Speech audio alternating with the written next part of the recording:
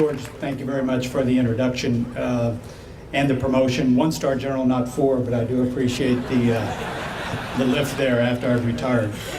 Governor Perdue, Mayor Schiavone, dignitaries, but in particular the men and women who are in uniform behind me and around us today, and our veterans, good morning. It is a privilege and an honor to be here today, to be a part of this historic event for the great state of North Carolina, and quite frankly, our nation, as you reach out to recognize the sacrifice and the service of our veterans.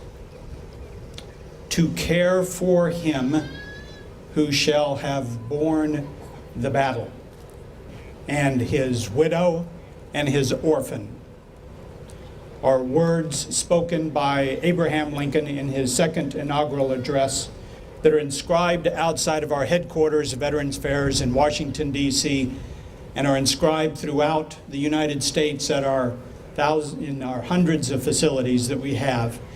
They are words that motivate us, inspire us, a team of over 300,000 as we do the best we can to serve the over 8.4 million veterans that we do. They represent the strength of America's fabric. This park is a complementary effort, a parallel effort, directly supports Abraham Lincoln's words as you honor the sacrifice and service of your state veterans who represent the strength of North Carolina's fabric.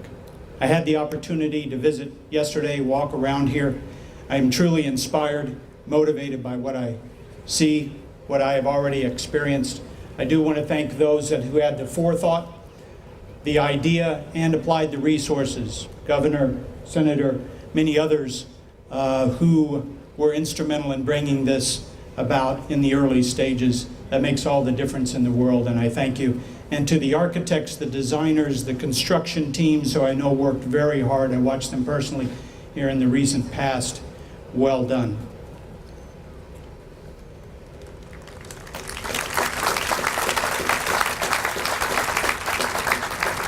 I leave you with this. The bar has been set high. This is described, I attended a ceremony in Washington, D.C. last week, and the governor and other dignitaries have referred to this as military friendly, so forth and so on. You have a right to say that. I will tell you that it was referenced as the center of the universe last week when it comes to military support, and I haven't had anyone dispute that since I've repeated that several different times. So that's a credit to you. I want you to know that this park is going to go beyond North Carolina in terms of its status. I will not be shy as I travel across the United States to talk about the great things that have taken place here and this park's existence. And if I can stretch it a little bit further, I was recently invited to address a North Atlantic Treaty Organization gathering to talk about best practices on how people can respect, pay honor to their nation's veterans, and I won't be shy about putting this out as an example for the world to follow.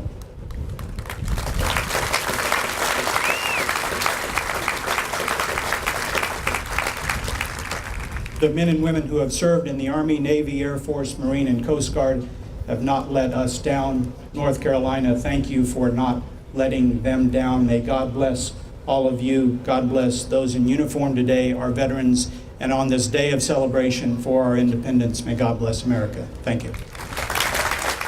It's a real pleasure to introduce Kay Hagan, Senator Kay Hagan. As Tony Rand told you, she served in the Senate for 10 years, and of course, chairman of the Appropriations Committee and a driving force in this park. But what is most impressive about Kay is she hails from a proud military family. Senator Hagan's father-in-law was a 2-star Marine general. Her father and brother both served in the Navy, and her husband, Chip, a Navy Vietnam veteran, attended Wake Forest Law School with the help of the GI Bill. Senator Hagan has 2 nephews who served in Afghanistan and Iraq, and she has visited all the military bases throughout North Carolina, as well as visited our troops in Iraq, Afghanistan, and Kuwait. as well as Pakistan, too. It's indeed an honor to introduce to you the junior senator from North Carolina, U.S. Senator Kay Hagan.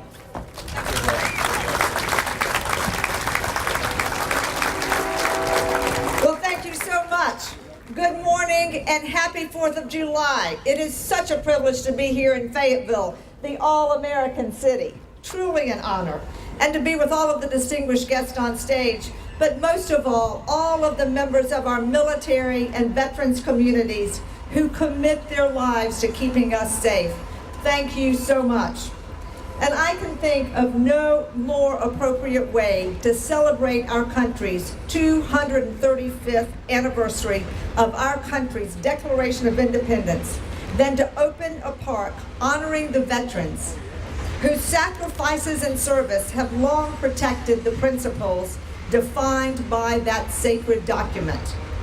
Throughout our history, brave men and women selflessly risked their lives for our founders' convictions that we all are created equal and that we all are entitled to the rights of life, liberty, and the pursuit of happiness.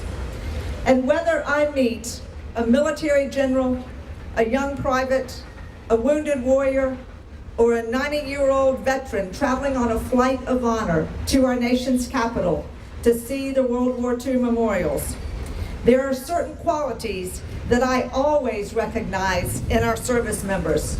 And those qualities are personal integrity and undying devotion to family and country, and unwavering courage.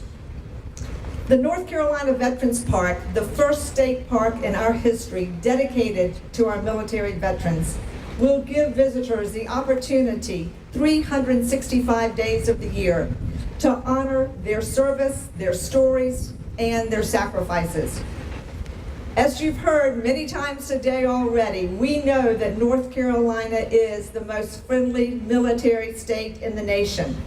And it's a place where we pride ourselves on the support that we provide to our military, our veterans, and their families. And this pride is reflected by the hands of 100 veterans in the park's Wall of Oath, representing 100 counties of our great state, and in the soil of the ground that we walk on here, taken from each county, from Cherokee County to Dare County. And as we reflect on the contributions of our veterans throughout this park, we stay mindful of the more than 20,000 North Carolinians who remain overseas now in harm's way. And as chair of the Senate Armed Services Subcommittee on Emerging Threats, I'm committed to ensuring that our men and women possess the tools that they need to get the job done. And today,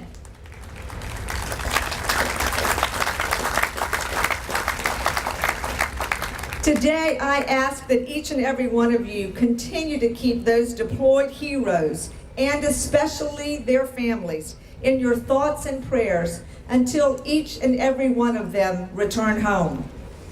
And once again, it is an incredible honor to be with you this morning, and I am confident that the North Carolina Veterans Park will become a defining landmark in our state and in our country and around the world.